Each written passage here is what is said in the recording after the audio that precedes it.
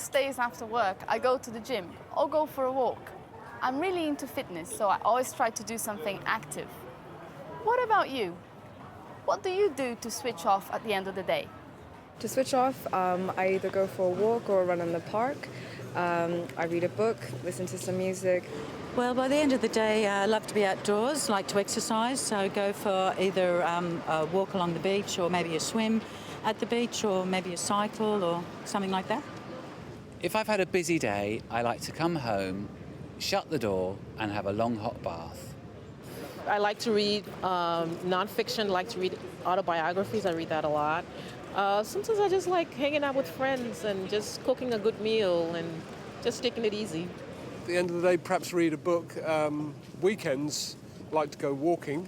To switch off, I enjoy listening to music a lot. Sort of catching up with friends as well. But also, to really switch off, I like to sit down, close my eyes and just like do nothing, you know, relax. What kinds of things in your life make you feel free? I really like cycling. I love cycling around the countryside, also just being with people that I love, doing new things that I haven't done before, and yeah, being outdoors, I think. I suppose my life is quite regimented. So I have to do this thing and then I have to remember that tomorrow I have to do that other thing. So what makes me feel really free and alive is the unexpected. And the really wonderful thing is when you think you've got to do a whole lot of things and they're cancelled or postponed, and suddenly you think, I've got an afternoon in which I can do whatever I like. It doesn't really matter what you do, you can just wander around, but that is liberating. When I can give people a voice, people who can speak up for themselves, refugees, people who are oppressed, and the disadvantaged. That's why I've switched a little bit from my career as a journalist at a daily newspaper to work as a Peace Corps volunteer. A few days ago, I went to the sea. So I suppose for me, looking out into the sea is something that makes me feel like there's a lot of space, that I have a lot of space. Also nature, going into the forest, you know, being with a good company who can listen is really important as well. Go outdoors, exercise, play golf, cycle. We live near a lake and a beach, so we like to be out near either, just to be outdoors or maybe travel. That, you know, makes you feel alive. In what period of your life have you felt the most free? I think I felt the most free whilst being at university. It's been a great opportunity to meet people, to travel to places with friends that I've met here, and just to learn. When I'm in a learning environment, I think that's the freest you can be. So, yeah.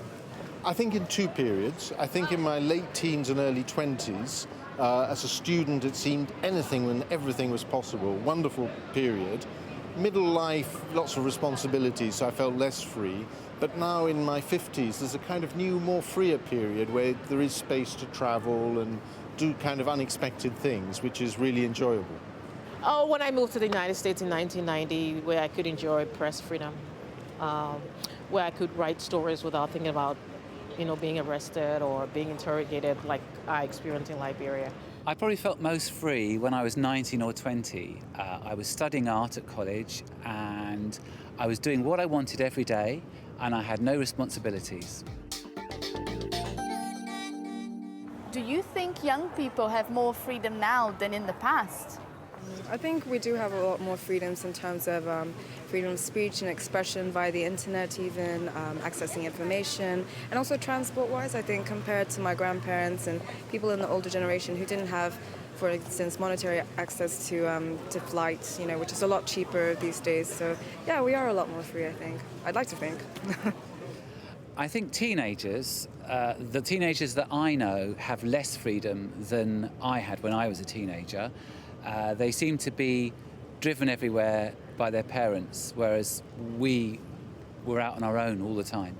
With the advancement of social media and cell phones and all kinds of multimedia, I mean, kids are they can just take the whole world apart, regardless of what regime they live under. So it's just amazing at how technology has changed the world. I think so. I think they have more freedom. I think they probably have more fun. I think it's a yes and no answer. I think in some ways advances in technology give them a lot more freedom to travel, communicate through the internet, phones. But on the other hand, my younger daughter, who's 27 now, has only just been able to leave home because finding somewhere to live is so difficult and so expensive. So I think young people have got it pretty tough in lots of ways.